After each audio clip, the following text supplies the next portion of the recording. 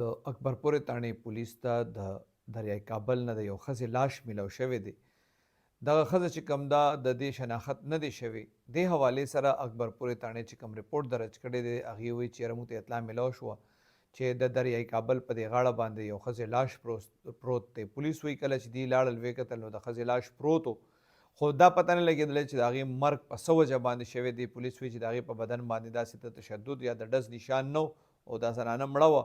پولیس وایي دوی د دې ښځې د مرګ وجه معلومولو دپاره د دې لاش پوسټمارټم دپاره مردخانې ته هم لیږلی دی او د دې ورساته لاش چې کوم دی هغه شروع کړی دی. پولیس د دې ښځې تصویر په سوشل میډیا باندې ډېر زیات وایرل کړی دی او په خوش علاقو کې هم دغه تصویر ګرځۍ لګیا دی. وایي چې یاره مطلب د دې ښځې شناخت وشي. د پولیس وینا دا ده چې تر اوسه پورې د دې شناخت نه دی شوی.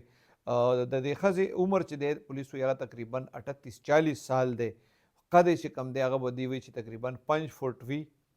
غنم رنګې شانتې زنانه ده او دی وایي چې سور شلوار کمیس دي، مطلب سرې جامې دي او داسې نسواري کلر کې د هغې چې کوم ده لوپټه ده.